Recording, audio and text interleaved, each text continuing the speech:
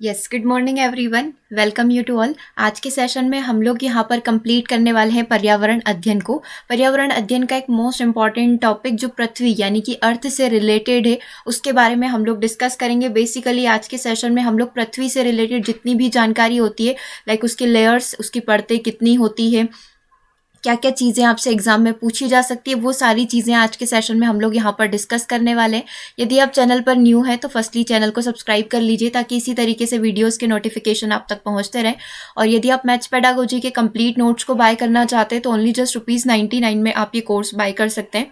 इसके लिए आप हमसे संपर्क कर सकते हैं 7708038440 पर। इस पर व्हाट्सअप करके आप सारी डिटेल यहाँ पर प्राप्त कर सकते हैं। इसी तरीके से यदि आपको CDP के नोट्स चाहिए, EVS यानी कि पर्यावरण अध्ययन के कंप्लीट नोट्स को बाय करना चाहते हैं with 20 mock test with pedagogy, आप इसे भी सेम व्हाट्सअप नंबर पर बाय कर सकते हैं। और यदि आप CDP की क्वेश्चन सीरीज बाय करना चाहते हैं 2500 क्वेश्चन की, या ओनली नोट्स बाय करना चाहते हैं तो ये भी अवेलेबल है कंप्लीट TET एग्जाम्स के लिए। चलिए सेशन को हम लोग यहाँ पर स्टार्ट करते हैं। सबसे पहले हम लोग एक बेसिक लेआउट देख लेते हैं कि जो पृथ्वी का स्ट्रक्चर होता है वो किस तरीके का होता है और हमें क्या कंसीडर करते हुए समझना है। क्योंकि जब हम लोग पृथ्वी के बारे में पढ़ रहे होंगे तो हमारे माइंड में एक इमेज होना चाहिए जिसको हम लोग मानते हुए पूरी पृथ्वी की स्ट्रक्चर को समझेंगे। तो आप चाहे तो ये इमेज रख सकते हैं, या फिर आपने एप्पल खाया हुआ है, सेवफल खाया हुआ है, तो सेवफल जो है, एप्पल जो है, आप उसका दिमाग में अपना एक इमेज बना सकते हैं और उसी एप्पल को कंसीडर करते हुए हम लोग पृथ्वी की जो 5 लेयर होती है उसके बारे में पूरा समझ जाएंगे। तो यहाँ पर अगर आप इस डायग्राम के थ्रू देखना चाहें तो ये सबसे पृथ्वी की इनर कोर होती है, इसे यहाँ पर कोर बोला जाता है। ये आउटर कोर होती है, ये पहली, ये दूसरी लेयर। तीसरी हम लोग यहाँ पर लोअर मेंटल, क्योंकि मेंटल की भी 2 लेयर होती है, एक लोअर मेंटल होता है, एक होता है हमारा अपर मेंटल, और फिफ्थ वाला जो होता है क्रस्ट होता है, और ऊपरी जो होता है हमारा एटमॉस्फेयर, वायुमंडल रहता है। तो इस तरीके से पांचों जो लेयर होती है, पांचों जो परतें होती है, इसके बारे में आज के सेशन में हम लोग यहाँ पर 1 बाय 1 करके डिस्कस करेंगे। ये जो सबसे ऊपरी लेयर जो है, आप इसे एक एप्पल मान सकते हो। एप्पल का जो छिलका होता है रेड कलर का, वो आप इसे सबसे ऊपरी परत को मान सकते हो। फिर ऊपर अंदर जो एप्पल के अंदर जो हमारा मटेरियल होता है वो धीरे धीरे 1 बाय 1 करके हम लोग यहाँ पर डिस्कस करेंगे। पूरा एप्पल से कंपैरिजन करते हुए ही हम लोग यहाँ पर चीज़ों को समझेंगे। सेशन को स्टार्ट करेंगे थोड़ा सा पृथ्वी के बारे में बेसिक देखते हुए हम लोग यहाँ पर लेयर पर मूव करेंगे। राइट। पृथ्वी समस्त ब्रह्मांड का इकलौता एक ऐसा ग्रह है जिस पर जीवन की संभावना है। सूर्य से दूरी के संबंध में अगर हम लोग यदि दूरी की बात करें तो दूरी के आधार पर यह तीसरे स्थान पर आता है, क्योंकि सबसे पहले आएगा बुध, दूसरे स्थान पर आएगा शुक्र, तीसरे स्थान पर आएगा आपका पृथ्वी। राइट। तो ये तीसरे स्थान पर आता है हमारा पृथ्वी। और इसी तरीके से आगे बात करनी हो तो बुध, शुक्र, पृथ्वी, मंगल, बृहस्पति 5वें नंबर पर। ठीक है, बुध, शुक्र, पृथ्वी, मंगल, बृहस्पति, शनि, अरुण, वरुण और यम, ये हमारे 9 ग्रह होते हैं। ठीक है, तो पृथ्वी कौन से स्थान पर आता है? आंतरिक ग्रह की श्रेणी में आता है, क्योंकि स्टार्टिंग के 4 जो होते हैं वो हमारे आंतरिक ग्रह होते हैं और बाद के जो 4 होते हैं उन्हें बाह्य ग्रह की श्रेणी में रखा गया है। तो ये तीसरे स्थान पर आता है। रेडियोमेट्रिक डेटिंग की यदि हम लोग बात करें, जो कि एज निकालने में काम आता है, आयु निकालने में काम आता है, तो रेडियोमेट्रिक डेटिंग प्रक्रिया तथा अन्य कुछ साक्ष्यों के आधार पर पृथ्वी की उम्र लगभग यहाँ पर 45 करोड़ वर्ष बताई जाती है। कि पृथ्वी कितने वर्ष पुरानी है? 45 करोड़ वर्ष यहाँ पर पुरानी है। पृथ्वी का एकमात्र प्राकृतिक उपग्रह कौन है? चंद्रमा है। आपसे पूछे भी जाते हैं। आपका एक चैप्टर भी है ब्रह्मांड करके, एक यूनिट है जिसमें आपका पूरे ब्रह्मांड से रिलेटेड सारी चीजें आपसे पूछी जाती है। तो पृथ्वी सूर्य के चारों ओर एक परिक्रमा पूरा करने में लगभग 365.26 दिन लगाती है, तभी वो हमारा जो लीप ईयर यहाँ पर बन पाता है। तो 365.26 दिन का समय यहाँ पर लगता है। पृथ्वी अपने अक्ष पर झुकी हुई रहती है और इसी कारण से जो है ऋतुओं में परिवर्तन होता रहता है। बिल्कुल बेसिक पृथ्वी की बात हो गई। आगे और बात करेंगे। पृथ्वी तथा चंद्रमा के बीच में ग्रेविटेशनल फोर्स यानी कि गुरुत्वाकर्षण बल के कारण ही समुद्र में ज्वार भाटा आते हैं। इस कारण पृथ्वी की उसके अक्ष पर स्थिरता बनी रहती है तथा इसकी परिभ्रमण की गति भी यहाँ पर काफी ज्यादा धीमी होती है। पृथ्वी सौरमंडल का सबसे अधिक घनत्व, हायर डेंसिटी वाला ग्रह हम लोग यहाँ पर पृथ्वी को बोल सकते हैं। ओके। पृथ्वी पर लगभग 71% क्षेत्र महासागर तथा समुद्र एवं नदियों से घिरा हुआ है। हम लोग देखते हैं कि पृथ्वी अंतरिक्ष से देखने पर ब्लू क्यों दिखाई देती है? क्योंकि उसका ऑलमोस्ट पार्ट जो है वो पूरा महासागर, समुद्र, नदियों से घिरा हुआ है, इसीलिए वो ब्लू कलर की दिखाई देती है, नीले रंग की दिखाई देती है। बचा हुआ 29% भाग महाद्वीप तथा द्वीप वहां पर प्रेजेंट है। पृथ्वी के ध्रुव अंटार्कटिका तथा आर्कटिक क्षेत्र जो है हमेशा सदैव बर्फ की चादरों से यहाँ पर ढके हुए रहते हैं। ये पृथ्वी की कुछ बेसिक सी बातें हो गई। अब हम लोग आ जाते हैं मेन भाग पर, जो कि 3 भाग होते हैं, 3 परतें मेन मानी जाती जाती है। एक होती है क्रस्ट, एक होती है मेंटल और तीसरी होती है यहाँ पर कोर। अब इनकी सब लेयर्स जो होती है उनके बारे में भी हम लोग साथ के साथ डिस्कस कर लेंगे। मेन कितनी परतें होती है, ऑप्शन में अगर आपको दिया जाए 3, 4, 6, 7 तो आप मेन 3 परतें लगाएंगे, क्रस्ट, मेंटल और कोर। अभी क्रस्ट क्या होती है, जो मैं आपको बता रही थी कि आपको इसको पूरा एक सेब फल, एक एप्पल से इमेजिन करते हुए चलना है। जो एप्पल का ऊपर का कवर होता है, ठीक है, वो हमारा यहाँ पर ये कहलाएगा। फिर ये इसकी सेकेंड लेयर हो जाएगी, ये इसकी थर्ड लेयर लोअर मेंटल बोला जाएगा। ये फिर आउटर कोर हो जाएगा और जब से अंदर की साइड होता है उसे बोला जाता है इनर कोर। तो अभी हम लोग पृथ्वी को कैसे पढ़ना स्टार्ट करें, हम लोग पृथ्वी को बाहर से, जो हमें दिखाई देता है ना, वहां से पढ़ना स्टार्ट करें, ठीक है। बाकी हम लोग यहाँ से भी पढ़ सकते हैं, लेकिन यहाँ से पढ़ना हम लोगों के लिए ज़्यादा आसान होगा, क्योंकि जो हमें दिखाई देता है वो चीज़ें लर्न करने में ज़्यादा आसान होगा। तो सबसे पहले हम लोग यहाँ पर क्रस्ट को पढ़ेंगे। क्रस्ट धरती की सबसे पतली परत होती है, ठीक है। सबसे पतली परत ये होगी, धरती पर हमें जो कुछ भी दिखता है, जो भी हम लोग दिखाई दे रहा है पृथ्वी पर, चाहे महासागर हो गई, नदियां हो गई, हमारी जो भूमि हो गई, वह सब क्रस्ट के अंतर्गत आता है। ये धरती के सबसे अंदर करीब 70 किलोमीटर तक होता है। ये अंदर 70 किलोमीटर तक ये भाग प्रेजेंट रहेगा। परंतु अगर हम पृथ्वी को एक सेब के आकार का माने तो ये क्रस्ट परत उस सेब के छिलके से भी प्रतीत होती है। सेब के छिलके से भी पतली सी प्रतीत होगी, क्योंकि अंदर बहुत गहरा और बहुत मोटा भाग रहता है, राइट। तो अगर हम लोग ऊपरी भाग की बात करें तो ये बिल्कुल सेब के छिलके की तरह होगा। सेब आपने रखा हुआ है, उसके छिलके की तरह बाहर का भाग आपका यहाँ पर क्या कहलाएगा, क्रस्ट कहलाएगा, राइट। सेकेंड पार्ट की बात करते हैं। अभी यहाँ पर इसको समझते हैं क्रस्ट को, क्योंकि क्रस्ट के दो भाग होते हैं। अब क्रस्ट कितने प्रकार का होता है, तो हमारा जो क्रस्ट होता है वो 2 प्रकार का होता है। एक तो महाद्वीपीय परत होती है और एक महासागरीय परत होती है, यानी कि कॉन्टिनेंटल होता है और एक ओशियनिक होता है। कॉन्टिनेंटल मतलब महाद्वीप, ये वाली कॉन्टिनेंटल। सारी चीज़ें डायग्राम से हम लोग इसीलिए समझ रहे हैं कि मन में एक इमेज बन जाए कि आखिर हमारी पृथ्वी जहाँ पर हम लोग निवास कर रहे हैं एटलीस्ट वो है कैसी, राइट। तो क्रस्ट 2 प्रकार की परतों से मिलकर बना होता है। सबसे पहला होता है हमारा कॉन्टिनेंटल क्रस्ट, जो महाद्वीप से निर्मित होता है, महाद्वीपीय परत बोला जाता है। और दूसरा ओशन, जो कि महासागरीय परत होता है। अब महासागरीय परत की यदि हम लोग बात करें, जो ब्लू कलर का हिस्सा आप यहाँ पर देख पा रहे हैं, महासागरीय परत महासागरों तथा समुद्र की तली पर पाई जाती है। महासागर समुद्र की तल पर कौन सी परत पाई जाएगी, महासागरीय परत, नाम से ही पता चल रहा है। सामान्य तौर पर यह अधिक मजबूत होती है, बहुत ही ज्यादा आपको मजबूत दिखेगी, ठोस भी होती है तथा गहरी होती है। बहुत ही ज्यादा ये डेंस होती है, गहराई इसके अंदर रहती है। इसमें अधिक घनत्व वाली चट्टानें जैसे कि बेसाल्ट आदि पाई जाती है। अभी हम लोग जिस हिस्से की बात करें उसको मैं यहाँ पर हाईलाइट कर रही हूँ।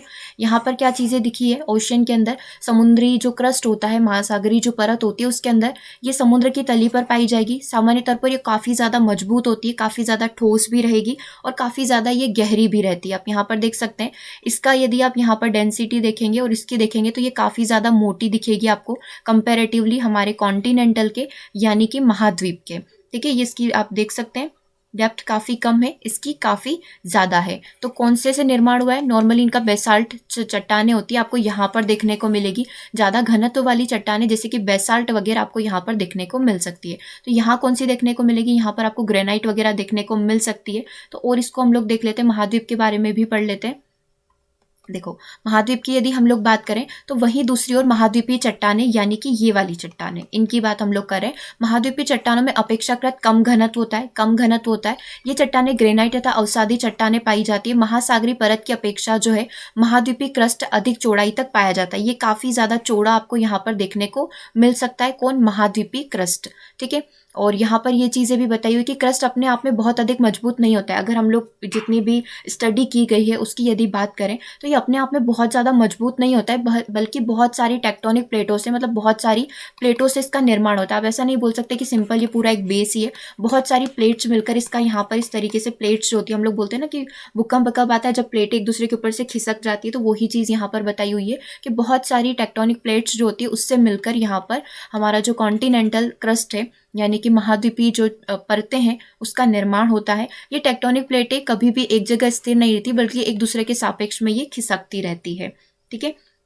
तो क्या चीज़ें हमें पता चली, सबसे पहले हम लोगों ने देखा क्रस्ट को।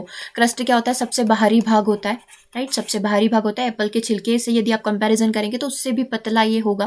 तो ये क्रस्ट सबसे बाहरी भाग होता है। 2 टाइप के क्रस्ट होते हैं, कॉन्टिनेंटल होता है यानी कि महाद्वीपीय होता है, और दूसरा होता है महासागरीय। अब महाद्वीपीय की यदि बात करें तो महाद्वीपीय क्या होता है, लाइक हम लोग बोल सकते हैं ग्रेनाइट वगैरह की चट्टानें यहाँ पर आपको मिलेगी। ये प्लेटों से बना होता है जो एक दूसरे के ऊपर खिसकता रहता है, ठीक है, और अवसादी चट्टानों से निर्मित होता है। यदि हम लोग ओशन यानी कि महासागरीय की बात करें तो यहाँ पर आपको देखने को मिल सकती है बेसाल्ट की चट्टानें, राइट, बेसाल्ट की चट्टानें होगी और ये काफ़ी ज़्यादा डेंस भी होगा, काफ़ी ज़्यादा गहरा भी ये पाया जाता है, ठीक है। और इसको हम लोग बोल सकते हैं काफ़ी ज़्यादा पुराने समय से निर्मित होता है और ये नया नया बनती रहती है इसके अंदर, राइट। तो इस तरीके से आप चीज़ों को कनेक्ट कर सकते हैं। आगे कुछ यदि बात करें, भौगोलिक स्थिति तथा संबंधों के आधार पर 3 प्रकार की टेक्टोनिक प्लेटें पाई जाती है। अभी हम लोग बोल तो रहे हैं कि महाद्वीप जो है, महाद्वीपीय परतें जो है वो टेक्टोनिक चट्टानों से मिलकर बनी होती है। टेक्टोनिक चट्टानें यानी कि प्लेटें एक दूसरे के ऊपर मूवेबल होती है, ये खिसकती रहती है। तो ये कितने प्रकार की होती है? अब ये भी 3 प्रकार की हो सकती है। वो 3 प्रकार यहाँ पर कौन कौन से हो सकते हैं वो वन बाय वन करके डिस्कस कर लेते हैं। अभी सिर्फ आप यहाँ पर थ्योरी देखेंगे, नेक्स्ट स्लाइड में मैं पूरा आपको इमेज के थ्रू भी समझा दूंगी कि क्या क्या चीज़ें होती है।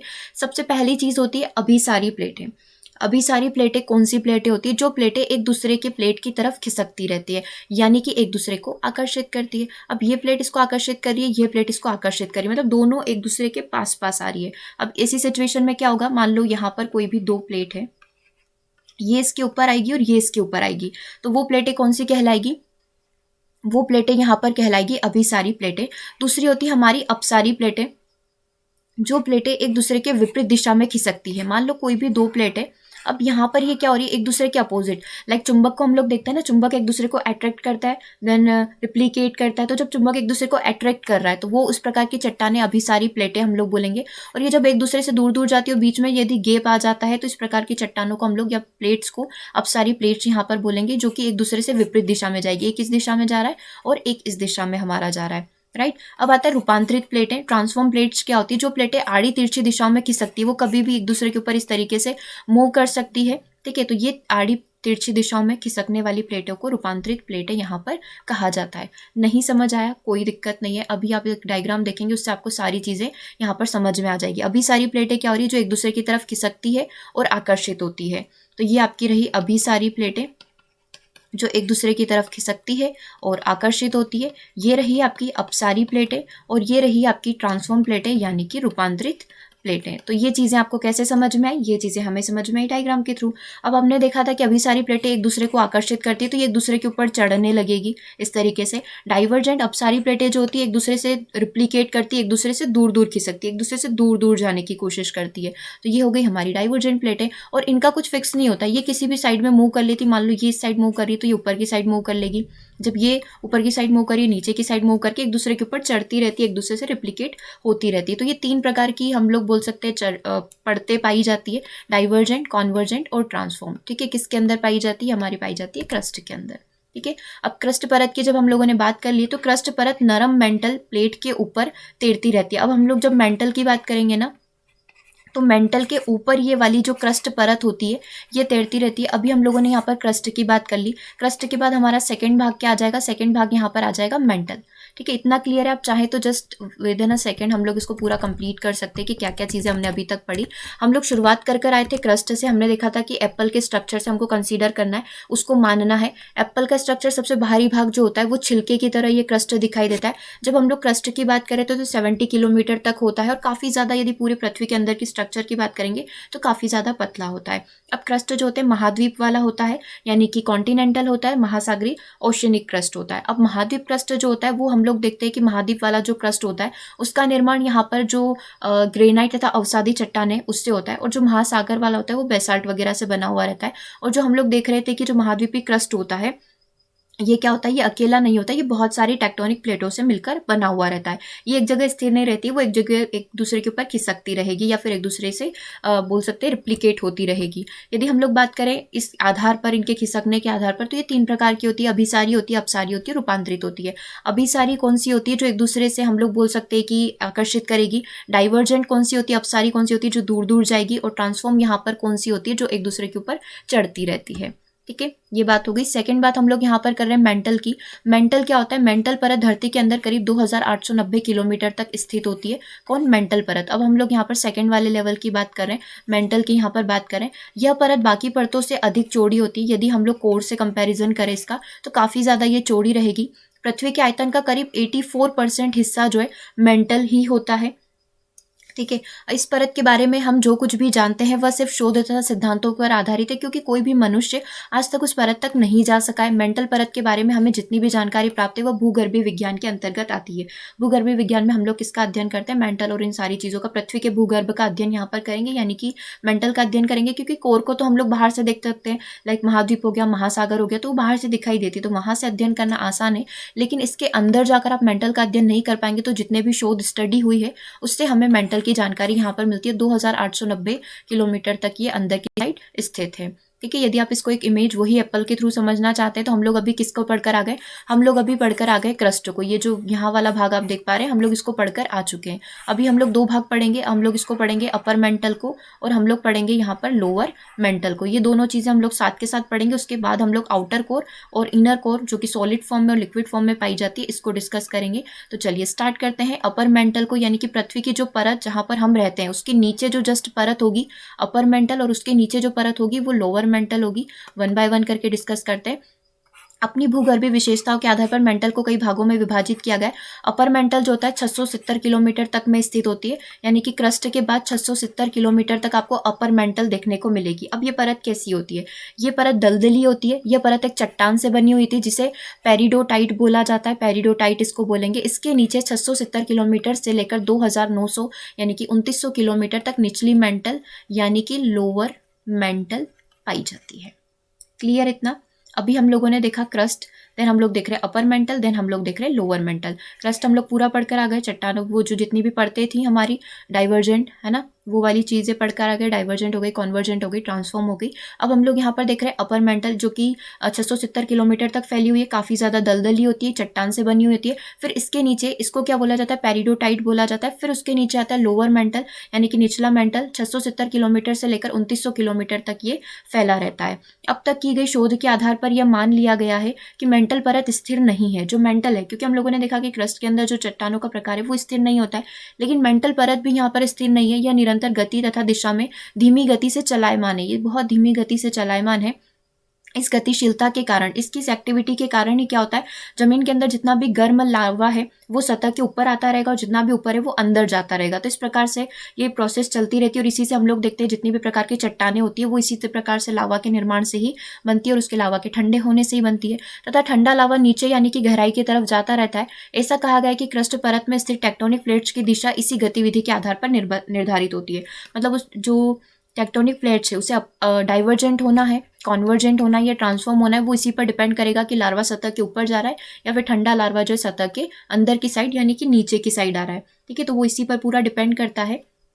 समझ में आया क्या पढ़ा हम लोगों ने अपर और लोअर मेंटल के बारे में। अब हम लोग यहाँ पर बात कर लेते हैं कोर की, यानी कि सबसे इनर भाग की हम लोग यहाँ पर बात करें।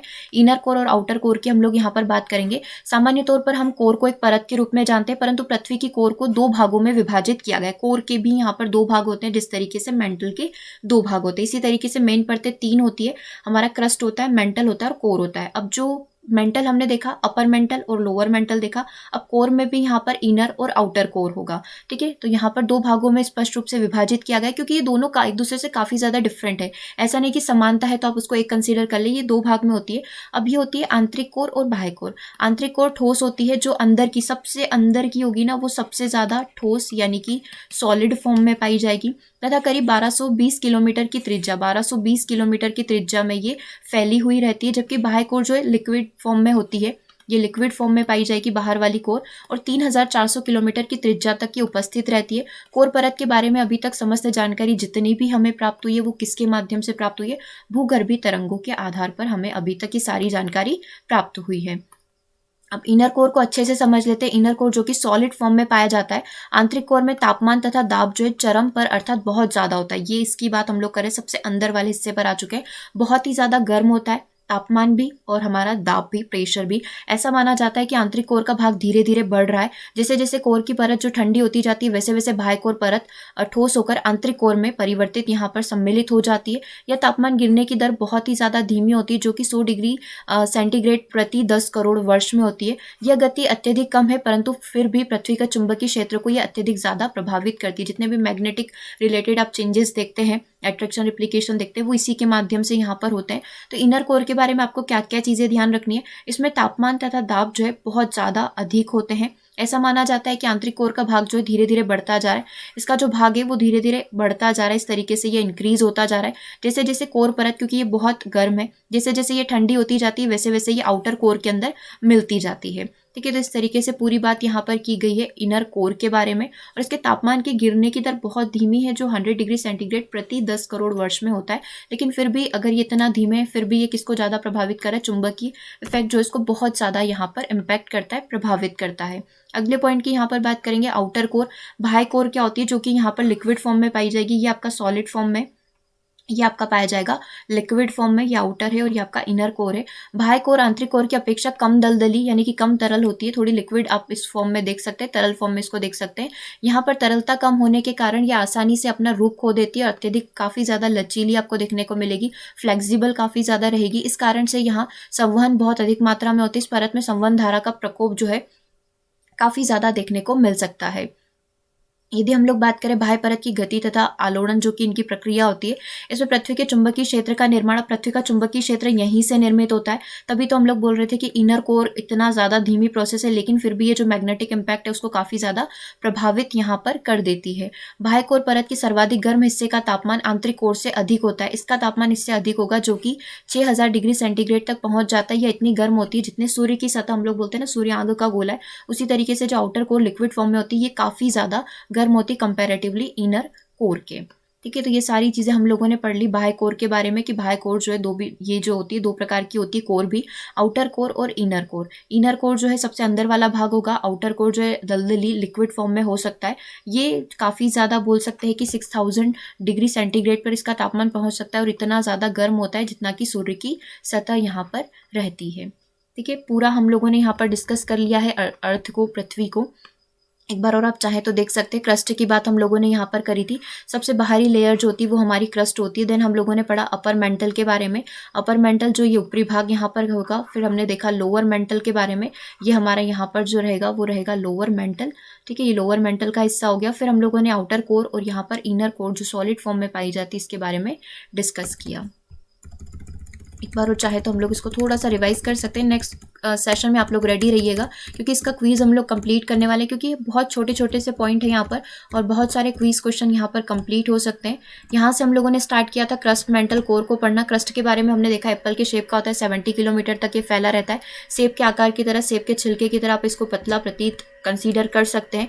अब क्रस्ट की बात करें, कॉन्टिनेंटल और ओशनिक दो टाइप के होते हैं। कॉन्टिनेंटल में हम लोगों ने देखा कि काफ़ी ज़्यादा थिक होता है, काफ़ी कम डेंस ये होता है, लेस डेंस होता है कंपैरेटिवली ओशन के यानी कि महासागर के। और जो महासागर होता है वो थिन होता है, डेंस, काफ़ी ज़्यादा गहरा होगा और काफ़ी ज़्यादा नई नई क्रस्टेस का निर्माण होता रहता है। राइट, अब यहाँ पर हमने देखा कि जो महासागर है वो बेसाल्ट आदि से बनता है, लेकिन यहाँ पर कॉन्टिनेंटल जो है, महाद्वीपीय जो है, ग्रेनाइट तथा अवसादी चट्टानें इसके अंदर आपको देखने को मिल सकती है। अब ये जो महाद्वीपीय वाला है ये अकेला ऐसा नहीं है कि ऐसे ही निर्मित हो गया, इसमें भी कई प्रकार की चट्टानें होती है, कई प्रकार की परतें होती है, 3 प्रकार की परतें होती है, क्योंकि ये खिसकती रहती है। ठीक है, एक दूसरे के ऊपर खिसकती रहती है, आकर्षित होती रहती है। अब सारी प्लेटें जो विपरीत दिशा में खिसकती है और यहाँ पर जो अभी सारी प्लेटें होती है वो क्या होती है, एक ही दिशा में आती है। और जो रूपांतरित प्लेटें होती है, ट्रांसफॉर्म प्लेटें जो होती है, वो एक दूसरे के ऊपर इस तरीके से चढ़ती रहती है। उसके बाद का भाग जो आता है वो मेंटल होता है, 2890 किलोमीटर तक ये स्थित होता है। ठीक है, पूरा अगर इसकी मोटाई की हम लोग बात करें तो 80% हिस्सा जो है पूरा इसी से कवर होता है पृथ्वी के आयतन का। ठीक है, जो कुछ भी जानते हैं बाहरी हिस्सा वो हम लोगों ने वहाँ पर क्रस्ट में देखा, लेकिन आंतरिक हिस्सा जो होता है पूरा हमें भूगर्भीय ज्ञान के माध्यम से ही पता चलता है। उसके बाद यदि हम लोग यहाँ पर बात करें कि ये जो मेंटल है ये किस तरीके से है, तो ऊपरी मेंटल 670 किलोमीटर तक होता है। इसके नीचे जो है 2900 2900 किलोमीटर में निचली मेंटल की परत पाई जाती है। और यही शोध से पता चला है कि जो गर्म लार्वा जो है उस सतह के ऊपर आता है, ठंडा लार्वा वापस नीचे जाता है। ये किसकी वजह से होता है, इसके पीछे का रीज़न क्या है? इसके पीछे का रीज़न है हमारी टेक्टोनिक प्लेट्स, जिसकी वजह से ये प्रक्रिया चलती रहती है। देन हम लोगों ने देखा कोर जो सबसे इनर पार्ट होता है ये 2 भाग में डिवाइड है, आंतरिक कोर और बाह्य कोर हम लोग इसे बोल सकते हैं।